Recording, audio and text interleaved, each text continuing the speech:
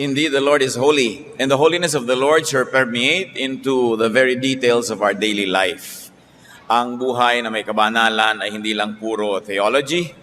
Ito ay napupuno ng kasiyahan, kapayapaan at katahimikan, lalong-lalo na kung magandang ating pakikipagkapwa sa mga tao sa paligid natin. No man is self-sufficient, and one of the highest aims of spirituality is not only to make peace with God, but very importantly, to make peace with people, especially those who are very near and close to us. People make life more beautiful. On the other hand, people around us can also make life terrible. So how we relate with people can make or break us. How we relate with people can determine our quality of life. At dito po napakahalaga yung Proverbs, mga kawikaan, sapagkat napakaraming praktikal na katuruan, lalong-lalo sa pakikipagkapwa-tao. Ang tunay na kabanalan ay nagbubunga ng mapayapa, maganda at mabungang pakikitungo sa kapwa-tao. Ang pag-aaral natin ngayon, 8 Proverbs no-nos on relationships. Marami mga ipinagbabawal ang karunungan ng Proverbs tungkol sa pakikipagkapwa. Subalit ngayon tayo ay tutunghay sa 8 sa mga sinasabi ng Proverbs na hindi dapat ginagawa kung gusto nating mabuti ang samahan ng mga tao at mabuti ang kanilang pagtitinginan. Aming Diyos, salamat sapagkat kayo Diyos na interesado sa ikabubuti namin, sa pang-araw-araw na katiwasayan ng aming buhay. Nawa po hugasan niyo kami, gawing karapat-dapat na tumunghay sa inyong kabanalan at humingi ng pagpapala. Palakasin niyo po kami physically, mentally, spiritually, and even emotionally. Aming binababa, Panginoon, ang aming sarili na isa namin kayong itaas at kasama ng pagbababang yan ay amin ding isinasayang tabi ang aming mga alalahanin, ang aming mga pinoproblema, ang aming iba't ibang mga attachments. And we ask you, Lord, to take over, rule in our hearts, sit on your throne of power and glory, bless us and glorify yourself. Mangusap po kayong may kapangyarihan at papagliwanagin niyo ang aming isip na maunawa namin ang mensahe niyo para sa bawat isa sa amin ngayon. Father, speak. Your people would like to be blessed. We ask you in the name of Jesus our Lord, your Son. Napakarami pong mga karunungan na ating makukuha sa Proverbs sa pakikipagkapwa-tao. Kaya ang ating ngayong pag-aaralan, 8 Proverbs no-nos on relationships. And one of that, very importantly, especially in formative years, do not kill or destroy your own son by not instilling discipline or goodness. Sabi po sa Proverbs 19:18, discipline your son, for in that there is hope. Do not be a willing party to his death. Pagkabata pa ang mga tao ay hinuhubog pa sila. Kaya lahat ng magagawa natin paghubog, pagdisiplina, pagtuturo ay hindi dapat kaliligtaan. Ang magulang daw o nakatatanda na hindi nagdidisiplina, nagtuturo, nagsasanay sa mga bata, lalo sa kanilang mga anak, ay nagiging co-maker ng kanilang kapahamakan. Hindi naman ibig sabihin na palalakihin ang bata sa lungkot.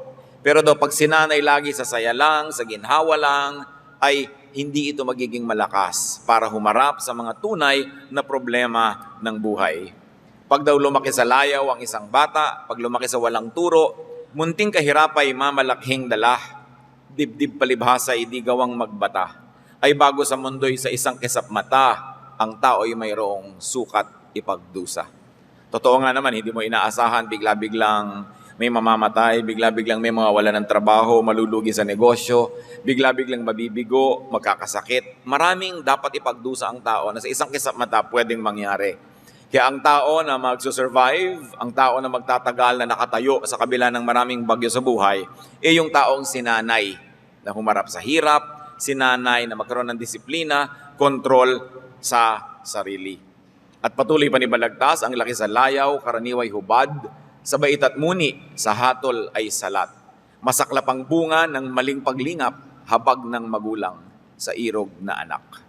Pag sobra ka maawain, lagi mong pinoprotect, lagi mong inilalayo sa mga problema, lagi mong iniingatan na parang kristal, nagiging marupok ang isang tao.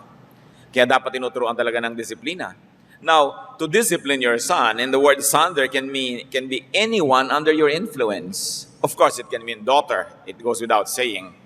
Anyone who is under your parenting, kung yan naman ay trainee, counselee, protege, dapat talaga tinuturuan ng disiplina. Ngayon, one word of caution tungkol sa disiplina. We should know when, how, and how much to discipline. Para ano po ang disiplina? Para yung kayang ituwid na baluktot ay maituwid. Pero dapat din nating tanggapin na may mga baluktot na ano man ang gawin mo, hindi mo maitutuwid. May mga bagay na nababago at dapat marunong tayo na tumansya, sumukat kung anong pwedeng baguhin. At doon tayo nagbibigay ng disiplina, doon tayo nagbibigay ng palo, pagtutuwid, para yung pwedeng hutukin, mahutok. Pero ang bawat tao may kani-kanyang mga personalidad na pwedeng mahutok, maiba, ma-improve, mapasunod sa standard. At dahil tayo, we are imperfect people and man is in a fallen state, meron talagang mga likas. Merong nandun sa pagkatao na ano man ang gawin mo, dapat mo nalang tanggapin. So how are we going to temper and how are we going to balance our attempts at discipline? Change what is apparently and clearly changeable. May mga pwedeng baguhin, but accept the unchangeable. Merong pagdidisiplina na nakikita mo na maganda ang bunga, nagkakaroon talaga ng resulta, at meron namang sobrang pagdidisiplina na parang hindi mo na tinatanggap yung tunay na kalikasan ng tao, kaya tuloy ang nangyayari, nagkakapilitan, nagkakadisiplinahan habang panahon, at ang nangingibabaw na tuloy, animosity, hindi na pag-iibigan, pagkakagalit, nasisira ang pagkamagulang at pagkaanak ng dalawang tao, nasisira ang pagkamakapatid, nasisira ang maraming hindi dapat masira. We must never punish and mistake punishment for discipline or discipline for punishment. Ang pagdisiplina ay para baguhin ang pwede pang baguhin. Pero kung talagang hindi mabago, hindi dapat parusahan buong buhay ang isang tao dahil sa isang bahagi ng kanyang pagkatao na hindi mabago-bago. Because it will only destroy relationships and these attempts at discipline will miserably fail. Meron din pong edad ang pagdidisiplina. Bagamat hindi naman pwedeng i-quantify in years, but discipline is very effective in formative years. Perhaps 1st to 7th year of a child. O kaya mula ito isilang hanggang mga 10, 12 years old. Pagkatapos nun, talagang bago na sa kanya mga dapat baguhin kung naging maganda ang pag-aalaga at paghutok, pero may mga bagay na talagang siya yon at dapat tanggapin ng magulang na siya yon. Na hindi niya dapat wasakin, putulin ang kanilang relasyon dahil sa pagpipilit ng magulang na disiplinahin sa isang bagay na alam mong hindi talaga mangyayari. Napaka-importante na makita natin kung saan pwedeng magdisiplina at saan dapat na lang tayong tumanggap at magmahal. Saan tayo pwedeng magsikap na baguhin ang isang kapwa at saan naman tayo pwedeng tumigil na at mahalin na lang ang kapwa na yon. It is a balancing act that is without formula. Ang bawat magulang, ang bawat nagdidisiplina ang dapat magpasya kung hanggang saan niya igigiit ang pagdidisiplina at saan naman magsisimula yung walang patakarang pagtanggap. Maybe a general rule of thumb may apply. If it's going to already strain your relationship forever and into your child's mature years, then it's time to begin loving. Ang Diyos man ay nagdidisiplina sa atin. Ang Diyos man ay nagtuturo, pero alam natin na sa lahat ng bagay na hindi na natin kayang gawin at patuloy tayo nabibigo, nakalaan ang walang patakarang pagtanggap ng Diyos. Change what can be changed, accept what cannot be changed, and we always have to ask God for the wisdom to know the difference. Another no-no from Proverbs when it comes to human relationships is do not over-rely on a distant helper. Proverbs 27 verse 10, do not go to your brother's house when disaster strikes you. Better a neighbor nearby than a brother far away. Huwag masyadong umasa sa mga taong malayo naman. At tulad ng sinabi nitong kawikaan, huwag daw kailangang tumakbo ka pa sa bahay ng kapatid mo kung nangangailangan ka. Mas mainam na pumunta ka sa isang kapitbahay na malapit kaysa isang kapatid nga na malayo naman. Hindi sinasabing huwag pumunta sa kapatid. Ang sinasabi ko, ang layo-layo ng kapatid mo, dapat gawin mo yung mga kapitbahay na malapit sa iyo na kapatid mo rin. At nang sa ganon, kung may pangangailangan ka, hindi mo kailangang lumayo para ikay matulungan sapagkat maganda naman ang relasyon mo sa mga malapit sa iyo. This is another way of saying that we should cultivate good relations with people who are near. Appreciate those who are available. Bakit mahilig tayo na hanapin yung wala, habulin yung malayo, umasam sa hindi naman nakakamit. At pagkatapos ay hindi pansinin yung nandyan, baliwalain yung available and near. People tend to neglect neighbors and over-focus on distant brothers. Sabi nga nila mga kapatid, one fish on the table is better than 10 in the ocean. Andyan na, available, yun ang dapat mong cultivatin. Hindi yung lagi mong hinahanap yung wala at hinahanap yung malayo. Marami kasi sa atin, sa halip ng papahalagahan natin kung ano yung nandyan na, nai-ignore natin at nawawala tuloy. Dahil lagi tayong umaasam dun sa malayo at sa wala. We always have to make do with what is here and what is now. We cannot forever pine for what is not. Sabi nga ni Percy B.C. Shelley, we look before and after and pine for what is not. Our sincerest laughter with some pain is fraught. Our sweetest songs are those that tell of saddest thought. Dahil ang lagi nating hinahanap, yung wala naman. One other no-no in relationships from Proverbs is do not abandon a friend. Habang itinuturo, nung pinag-aralan natin kanina, na dapat pahalagahan mo yung malapit kasi yan ang makakatulong sa'yo, itinuturo din na tulungan mo yung malapit sa'yo. Yung malapit physically at yung malapit emotionally. Isa sa mga virtues na pinahahalagan sa Biblia, yung pagkakaibigan. Pagpapahalaga sa kaibigan at walang patakarang pagtulong sa kaibigan. Proverbs 27:10, do not forsake your friend and the friend of your father. Hindi lang yung personal nating kaibigan ang pinahahalagahan natin, yung mga kaibigan din ng ating mga magulang. In other words, yung mga kaibigan ng mga nagpalaki sa atin, kaibigan ng mga tumulong sa atin at nagtaguyod sa atin. Kumbaga, kinakaibigan din natin yon, kinikilala din natin yon. Dahil sa pagiging kaibigan nila sa ating magulang, marami silang naitulong para ang magulang natin ay magpakamagulang sa atin naman. So we not only take care of our own personal friends, we also take care of our Father's friends. Meron ako isang dinig na nag-uusap, magkakapatid, sabi ng nakakatandang kapatid, o yung mga pinsan natin na yan, ini-ignore ninyo. Dapat nyo yan na kilalanin, mahalin. At sabi naman ng kapatid niya, nakakainis naman yung mga pinsan natin na yan eh. At sabi ng nakakatandang kapatid, yung magulang niyan, na kapatid ng ating magulang, ang daming naitulong sa magulang natin. So alang-alang dun sa magulang, kilalanin mo yung anak. Kahit siya mismo, walang masyadong credential. It is a very biblical concept na tumanaw ng utang na loob. At sabi, do not abandon a friend. That's what friends are for times of adversity. And friendships are strengthened in times of need. Yung kasama mo sa kasiyahan, maganda yon. Pero kasama mo rin ba siya sa pangangailangan? Ang mga tunay at malalakas at matitibay na pagkakaibigan ay yung pinagbubuklod ng pagtutulungan. Habang pinapahalagahan natin yung kasama natin sa saya, dapat naman doble nating pahalagahan yung kasama natin sa dusa, sa hirap, sa pagluha, sa mga pangungulila, kadiliman, sa panghihina at sa kasalatan. Sapagkat yan ay kamay ng Diyos na iniaabot sa atin at ginagamit lang ay tao. So pahalagahan natin yung ganito mga instrumento. If your friend is in need, if your friend is in trouble, it is your great chance to strengthen the friendship, to strengthen the relationship by being there for him or for her. Gawin natin mga kapatid at ating linawin sa ating isip na ang pangangailangan ng isang kaibigan ay hindi abala sa atin, hindi sagabal, hindi setback. Ang pangangailangan ng isang kaibigan ay pagkakataon natin na tumulong. Pagkakataon natin na magpalakas ng ating pagkakaisa.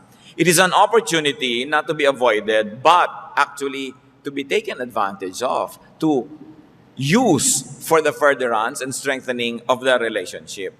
Bihira namang tao ang laging may matinding pangangailangan. So pag dumadating yun, huwag nating palampasin. Lalo't kakayanin natin na tumulong. Not everybody needs help every time and every day. So we have this rare chance and opportunity to be helpful. Hindi yan pinalalampas. At meron pang isang dahilan, bagamat hindi naman ito dapat yung primary motivation, dahil itinuturo ng Diyos kung anong ginagawa mo sa kapwa mo, yun ang gagawin sa'yo ng Diyos. Kung anong itinatanim mo, siya mong aanihin. Bakit mo ngayon tatakbuhan ng isang nangangailangan? Paano pag ikaw ay nangangailangan, di tatakbuhan ka rin ng mundo? Although I am very emphatic that it should not be the motivation for helping. But yes, even the purest of motivations in helping is also rewarded by God. Kahit wala kang inaasahang sukli, ay may inilalaan ng Diyos na sukli dyan. Kaya hindi dapat palalampasin. Parang panahon ng taniman, maganda ang panahon, may tubig, may ulan, may lupa, meron kang pataba, meron kang binhi, magtanim ka. Huwag mong palampasin yon.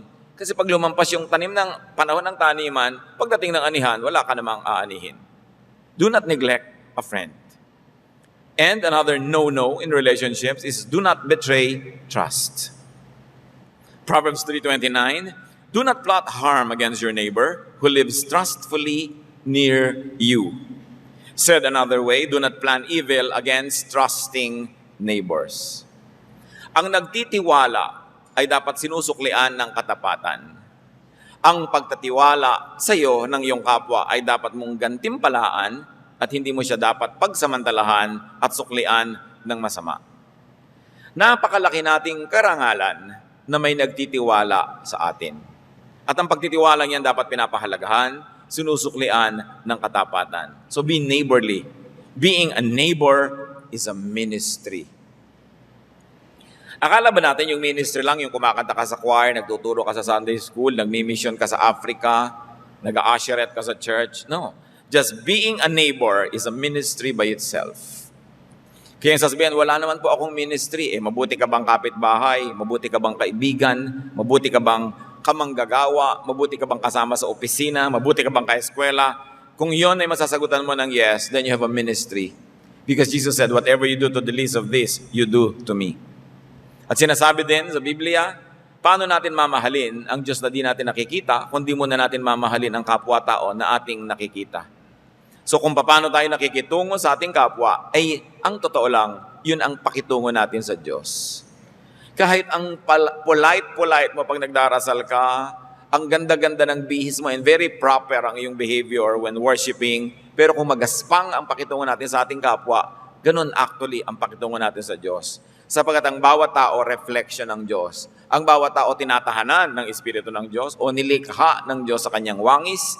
Kaya ang paggalang natin sa Diyos ay dapat lang makaabot sa paggalang sa kapwa. We do not betray confidence. Ang pagtitiwala ay hindi sinisira. Nagtitiwala sa iyo, pagtapatan. Naniniwala sa salita mo, huwag mong pagsinungalingan. Naniniwala sa transaction ninyo, gawin mong matapat ang inyong pakikipag-negosyo, kung negosyo yan. Bumibili sa iyo, ang ibigay mo, yung tama na nababayaran ng kanyang ibinibili. Hindi kulang sa timbang, hindi pangit ang quality. Dahil pagtitiwala. You know, buying is a transaction of trust. Pagka halimbawa, bumukuha kayo sa grocery o sa supermarket ng delata, nakalagay doon, corned beef. Bubuksan nyo ba yun para malaman yung corned beef nga ang laman? Hindi. Pag nakalagay doon na condensed milk, hindi nyo naman bubuksan para mapatunayan nyo na hindi evap at condensed nga. Kasi nagtitiwala ka. Transaction yan eh. Kaya kung kayo, negosyante, may bumibili sa inyo, hindi dapat dinadaya ang timbang. Kasi bumibili siya na 1 kilo, nagbabayad siya ng para sa 1 kilo, kung kulang ng 10 grams yung binili niya, we betrayed confidence. Confidence yan. Pag binigyan kayo ng assignment, dapat yung isubmit on time dahil may confidence na dadalhin nyo on time. Trabaho, kailangan mo matapos sa isang trabaho dahil pag hindi mo natapos yun, may mapapahamak ang mga manggagawa, may mapapahamak ang proyekto, mapapahamak yung ministry, dapat mo yung gawin. Because just giving you this work to do is already an act of believing in you. Confidence yun. Confidence is earned and confidence is maintained by good behavior. At isa pa, pag may nagtiwala sa atin ng sikreto, hindi natin ipinamamalita. Kasi hindi naman yan ibibigay sa atin kung inisip na ipamamalita natin. Lalo't sinabi mo, oo, sige, akin lang, hindi makakarating kahit kanino. Dapat magkamataya na, hindi mo talaga sasabihin. Pag nakakatanggap ka ng mga text messages na maselan ang mensahe, galing sa isang tao, hindi mo dapat i-forward kung kani-kanino yan. Dahil lalo't wala siyang permiso, lalo't natataya ang kanyang dangal, nalalaman ang kanyang mga lihim, hindi dapat pino-forward yan sa email or anything. Kasi confidence. Proverbs 25:9-10. If you argue your case with a neighbor, do not betray another man's confidence. Or he who hears it may shame you, and you will never lose your bad reputation. Pag daw tayo nakikipagtalo, ay huwag nating sirain ang tiwala ng iba. At maraming paraan yan. Pag nakikipagtalo tayo kuminsan, makalusot lang tayo, may ipapahamak tayong iba. Halimbawa, pinagpipilitan sa'yo na, siguro ginawa mo to, hindi ka pa sapat magsabing, hindi akong gumawa niyan. Sasabihin pa, ang gumawa niyan ay si. No? Kahit na hindi ka dapat na nagbunyag doon, ibubunyag mo, lumuwag lang yung lagay mo kahit may ibang malagay sa gipit.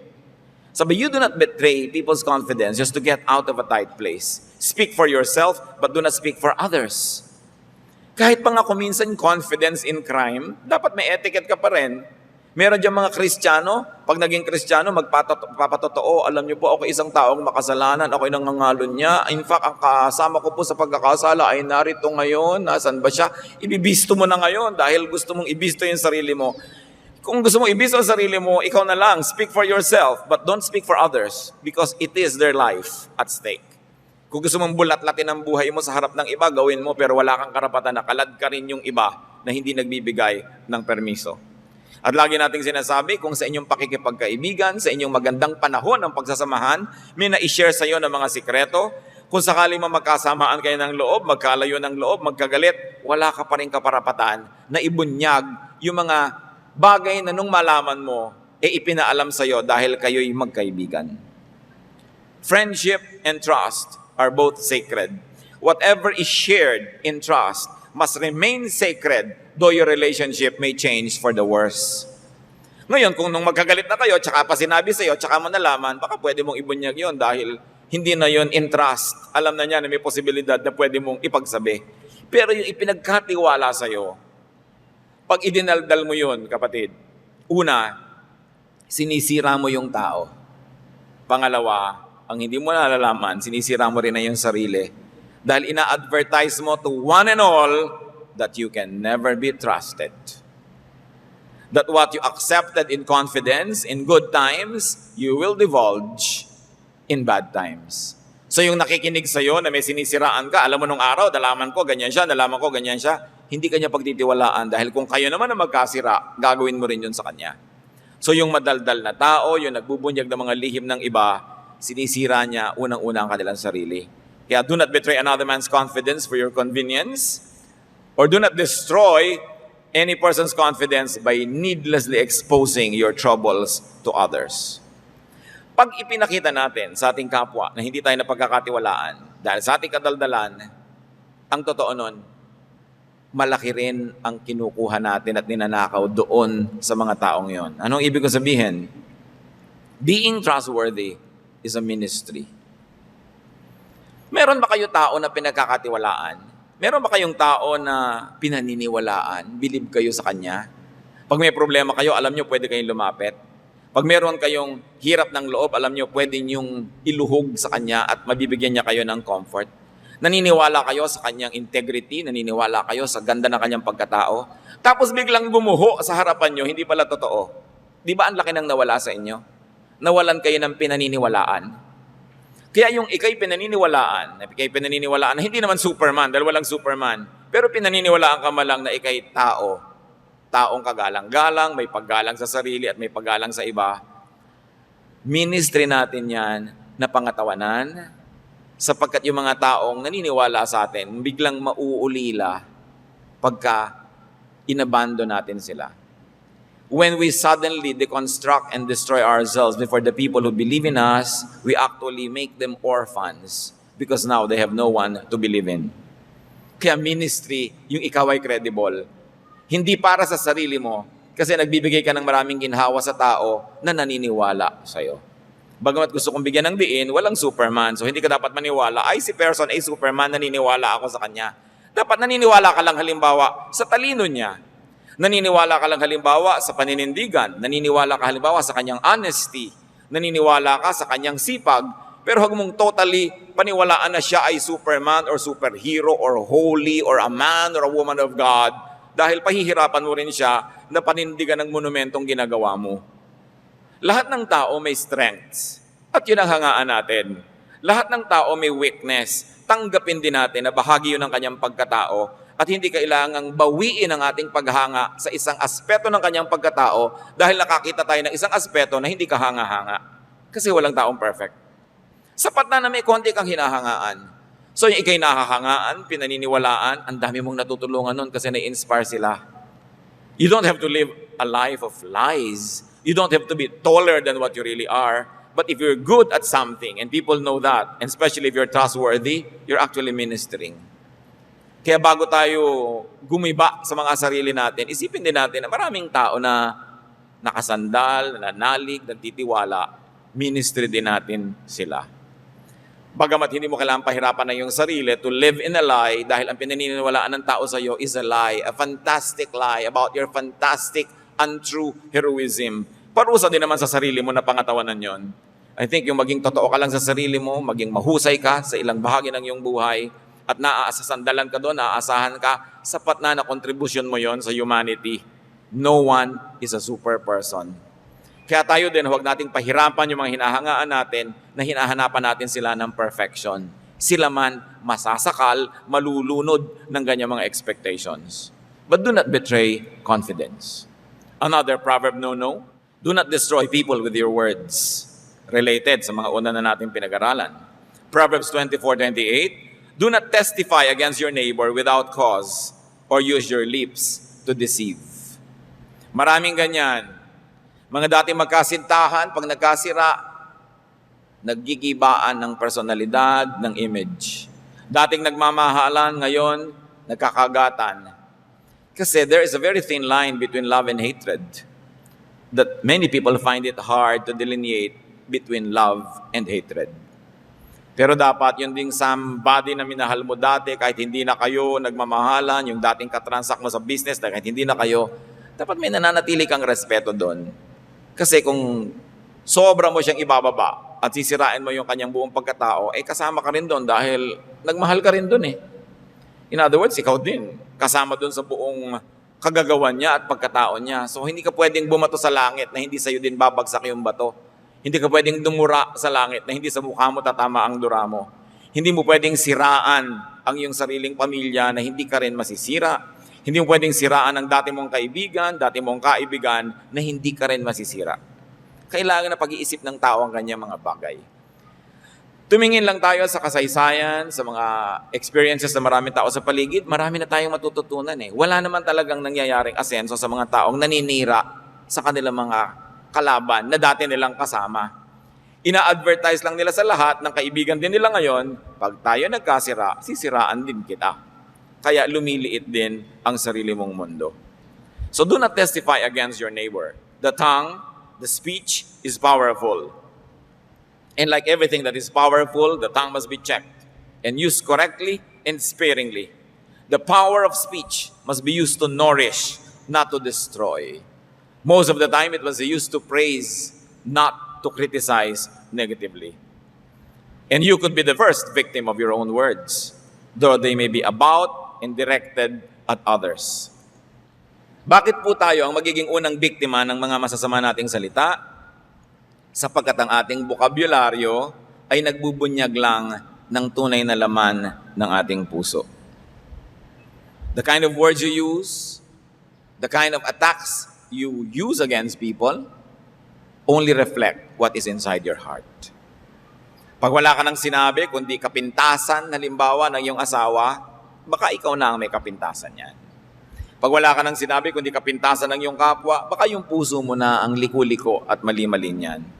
Ngayon, kung minapapansin kang 1, 2, 3 kapintasan, minapapansin kang 4, 5, 6, 7, 8 na mga katangian, mas credible yun. Pero kung puro sasabihin mo lang mga masasama, ibig sabihin pinipili mo lang at nagmamanipulate ka lang ng tagapakinig para maging kakampi mo. The quickest way to give away who you really are is by opening your mouth. Kaya napakahalaga na ito'y kinokontrol natin, mga kapatid. Bakit pinag-aaralan ng lahat ng ito? Sariwain natin. sapagkat ang pakikitungo natin sa kapwa ay pakikitungo natin sa Diyos. Hindi maaari na sirain mo ang iyong kapwa na hindi mo sinasaktan ang puso at damdamin ng Diyos na nagmamahal din sa taong yon. Napakahalaga na makita natin ang pakikitungo ay isang napakataas na uri ng relihiyon. Ang pakikipagmabutihan at pakikipagkapwa-tao ay mataas na uri ng espiritualidad. Another proverb no, do not associate with troublesome people. Huwag lagi nang makisama sa mga magugulong tao, sa mga palababag at palaaway, sa mga maiinitin ng ulo, sa laging nasa sangkot, sa mga chismis, mga intriga at mga gulo. Proverbs 22:24, do not make friends with a hot-tempered man. Do not associate with one easily angered. Pag maiinitin ng ulo, violente, hindi tayo dapat laging kasama at kadikit dahil madadamay ka. Mahahawa ka, madadamage ka. Do not associate with people who bring you down. Do not associate with people who will pull you down and who always make you feel small. Ang nadidinig natin, nakakaapekto sa ating pag-iisip, maging sa pananaw natin sa ating sarili. Kaya yung taong laging pinipintasan, nagkakaroon ng inferiority complex. Yung tao din namang laging napupuri, kung hindi magpapakatino, ay yayabang. Kaya binibitawan natin ang mga salita, matapos muna natin itong suriin. At hindi tayo dapat lagi nang nakikipagmabutihan sa mga taong pinapababa ang ating pagkatao, pinapaliit ang ating mundo, pinapakitid ang ating utak, at lagi tayong ginagalit. At dito tayo mag-ingat mga kapatid, may mga tao madaling manggalit. Nagtataka ka, hindi ka naman galit kay person A, pero nung nakausap mo si person B, dahil galit siya kay person A, mamaya galit ka na rin. This is a very evil influence because you're becoming judgmental. Bakit judgmental? Because you've never heard the other side. Sa hukuman, pinapakinggan yung nagsasakdal at yung isinasakdal, pinapakinggan yung saksi ng nagsasakdal at yung saksi ng isinasakdal, kasi dapat pinakinggan mo pareho bago ka magbigay ng hatol. Pero kung nagalit ka na sa isang tao dahil yung kausap mo galit sa kanya, judgmentalism na yan. Dahil hindi mo pa nadinig ang kabilang partido. Iniingatan natin ang sobrang pakikipagmabutihan sa mga tao na bad ang influence. Tinuturuan tayong magalit lagi, tinuturuan tayong matakot lagi. Kaya yung mga taong wala nang alam pag-usapan, kundi ang tumataas na presyo, ang taas ng bilihin, makipag-usap lang kayo dyan mga once a year. Kasi pag lagi nyo silang kausap, lulungkot kayo at hindi rin naman bababa yung presyo. Yung mga taong laging ang pinag-uusapan, mga sakit nila, oy, anong blood pressure mo ngayon? Anong sugar count mo? Oy, anong ganyan mo? Ang libangan nila ay magpalalaan ng karamdaman. Yung alam mo, ang taas ng presyon ko ngayon, 120. Ako nga, 150. Uy, wala kayo sa akin, 190 ako. Wow, palakpakan. Ikaw ang nanalo. Yung ang asawa ko nga, hindi umuwi na isang araw. Yung asawa ko, 5 araw. Aba, ang asawa ko, 1 taon. Palakpakan, ikaw ang nanalo. Bakit may mga tao gusto magpaligsahan sa kalungkutan, magpaligsahan sa pagiging kawawa, sa pagiging martir? Huwag kayong sasali sa ganitong mga usapan dahil mawawala ng kulay ang buhay nyo, magiging black and white. Yung dati ninyong THX na sound ng buhay, wala. Magiging ordinaryo lamang na stereo o mono pa nga. Kasi ang lagi nyong pinagbababaran, mga negative people, negative thoughts. Magandang pag-usapan ng ekonomiya kung meron kang ipapanukala na solusyon. O kaya mga ipapanukala na paraan to beat high prices. Pero kung puro gripes and reklamo lang, araw-araw yon, hindi nyo dapat sinasayang ang oras nyo sa ganyang mga bagay. At kung anong lumalabas sa bibig, nagkakatotoo. Kaya laging, ako masakit ang ulo ko, mahihilo ako. Hindi pa mahihilo ako mamaya. Mahihilo ka nga dahil sinasuggest mo na eh. Hindi ko kaya yan. Hindi mo nga kaya. Because there is power in the spoken word. So we're careful about what words we allow to be thrust into our ears because they will have a mysterious power to become true and real. Pinipili natin yan. Pahalagahan nyo ang mga tao who make you feel good about life and inspire you not only to feel good, but actually to really do something so that it will be good. Pahalagahan niyo yung mga taong hindi lang nakakapagpatawa sa inyo, kundi nakakapagpakita rin kung paano pasasayahin ang buhay sa pamamagitan ng pagsisikap at sa pamamagitan ng karunungan. Pahalagahan niyo yung mga tao na nagpapakita ng ating mga kapintasan at kakulangan habang hindi tayo nilalait, kundi tunay na sinusuri ang ating mga strengths and weaknesses. Pinipili ang kasama. Pinipili ang pagbubuhusan ng oras. Pinipili ang ka-text, ang ka-chat. Hindi lang yung mga walang katuturan ng mga pinag-uusapan sapagkat sayang ang mga dumadaang sandali. There is so much to learn this side of eternity. There is so much blessing to get and receive. There is so much heroism to do. Kaya dapat tinitingnan natin, sino ang mga tao who will bring out the best in me? Because iron sharpens iron. Who are the people who bring out the worst in me? You avoid these people. Hindi na tayo binibigyan ng mission ng Biblia na baguhin ang lahat ng tao. Ang unang sinasabi, avoid them. Do not associate with them. At kasama na dyan yung susunod natin, pakikitungo, gusto mo maging mabuti ang buhay, do not join drunkards and gluttons. Yung mga tao walang hinahanap, kundi meron ba tayong maiinom, meron ba tayong pulutan, iwasan nyo yan. At kung tayo yan, kailangan tayong magbago-bago ng sistema. Proverbs 23:20-21. Do not join those who drink too much wine or gorge themselves on meat. For drunkards and gluttons become poor, and drowsiness clothes them in rags. Sabi sa Tagalog, huwag kang makikisama sa mga lasenggo at sa masiba sa pagkain, pagkat sila'y masasadlak sa kahirapan at darating ang panahong magdadamit ng basahan. Parang maraming pamilya hindi natututo sa mga paulit-ulit na paghihirap ng kanilang mga henerasyon. Nakita mo na lasenggo si lolo, lasenggo rin si tatay, at mamaya lasenggo rin si anak.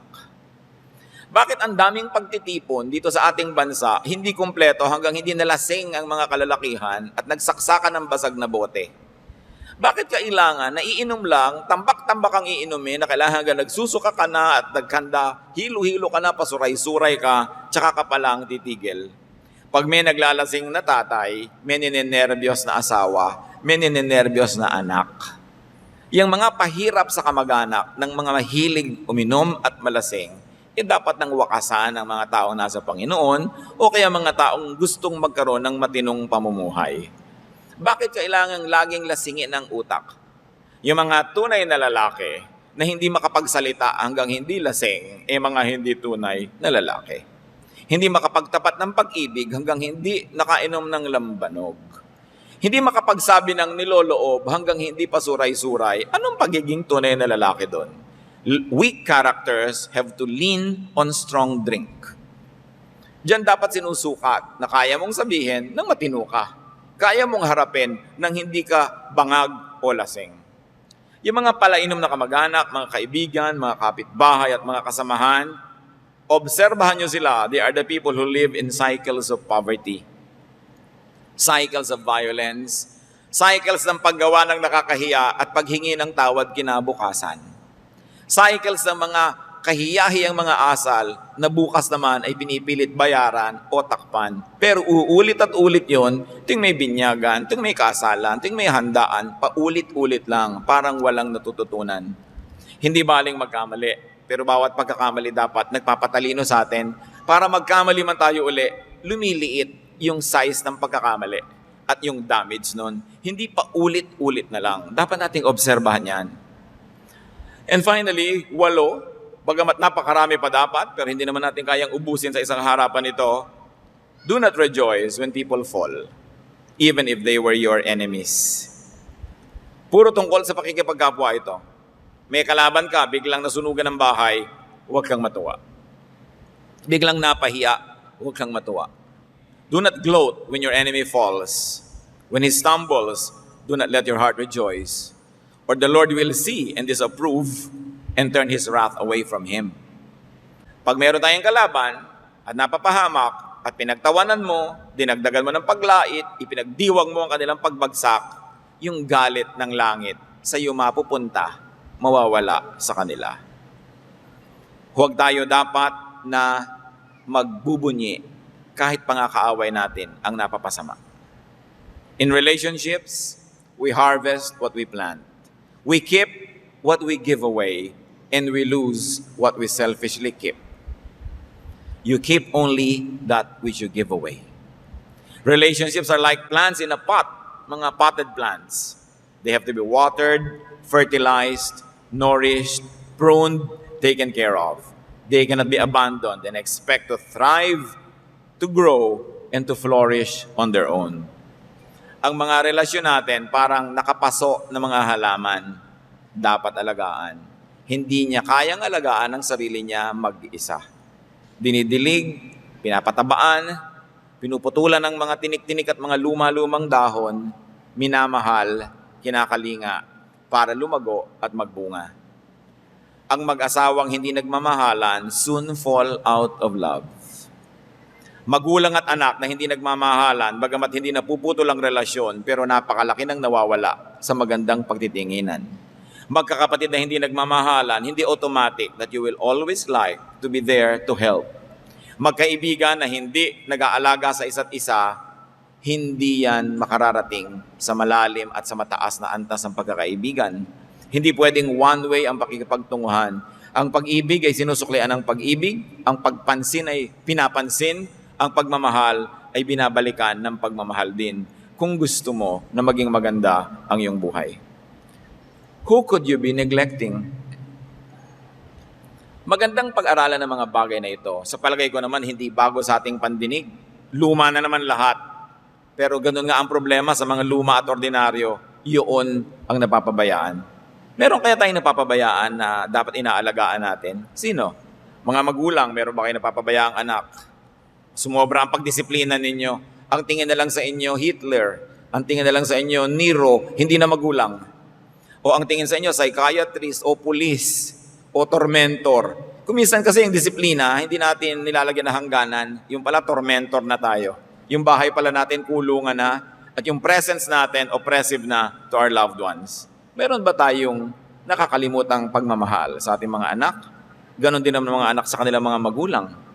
Siyempre, itinuro ng Biblia na disiplinahin ng magulang ang anak. It goes without saying na ang anak dapat willing pa-discipline. At dapat din niyang unawain ang kanyang magulang kung siya dinidisiplina sapagkat yon ay tungkulin ng magulang. Kung minsan yung magulang magaling magdala, kung minsan hindi magaling magdala, pero tinisika pa rin niyang dalin ang kanyang pananagutan na magdisiplina and just for the effort, dapat appreciated. Sino ang nanineglect natin na kapatid o kaibigan? Napakaraming tao, nalilimot natin at naaalala lang natin pag kailangan natin sila. Dapat naaalala din natin sila kahit hindi natin sila kailangan. Kung tayo ay masaya, mariwasa, maluwag, matiwasay, panahon yon para isipin kung may mga taong nakakalimutan natin, mga taong dapat nating paglingkuran at ministeran. God makes us comfortable not only for our own comfort, but so that we may be equipped to comfort others as well. Comfort, wealth, health, strength are both tools of ministry. They are not self-serving, hindi lang para sa sarili. Bagamat para rin sa atin, para ma-enjoy natin yan, pero hindi kinakalimutan na kung tayo'y pinapayaman, pinapalakas, pinapabango, pinapatalino, pinapauso ng Diyos, meron tayong mga pananagutan, lalo sa mga malapit sa atin. Just like in any other aspect of life, our relationship with people is this: do your part and get your share. Diyos namin sa langit, kayo na nagbibigay ng maraming kasiyahan dahil sa aming kapwa-tao, turuan mo kami kung paano, Lord, i-maximize yung relationships namin with people. Kung paano namin lubos na payayamanin, pagagandahin, pakikinabangan para sa amin at sa aming kapwa, yung mga relasyon namin sa aming magulang at anak, relasyon sa kapatid, sa mga kamag-anak, relasyon sa mga kapatid sa Panginoon, mga relasyon sa kamanggagawa, kaeskwela. Ituro mo sa amin, Lord, that our relationships are trusts that must be taken care of. Ipaalala mo sa amin na kami ginagawa mong blessing sa maraming tao. Bagamat kami man ay gusto mong maging primary beneficiary of your blessing. Ngayon, Lord, gusto namin pong mag-isip-isip, magbulay-bulay, kung meron kami nagiging mga pagkukulang. Nais din namin kayong pasalamatan sa lahat ng mga mabubuting nagagawa namin dahil tinuturuan nyo kami at naiinawaan namin. Palakasin nyo pa kami, palawakin ang isip, para lalo pa naming mapaganda ang aming buhay at buhay ng aming kapwa sa pamamagitan ng godly dealing with people who are around us. Magbulay-bulay tayo mga kapatid, saan man tayo dalhin ang challenge na yan, ang ending lang dapat, mas gumanda ang buhay dahil mas natuto tayong makipagkapwa doon sa mga malapit sa atin. Sinong dapat iwasan? Sinong dapat lapitan? Sinong dapat pakinggan at sinong dapat hindi pakinggan? Anong dapat ating iparinig at hindi iparinig sa ating kapwa para buhay nila at buhay natin mas gumanda? Ang gumagandang buhay, tumatahimik, tumitiwasay, umuunlad, ay isang buhay na espiritual. Let's bow before the Lord and ponder these ideas in silent prayer.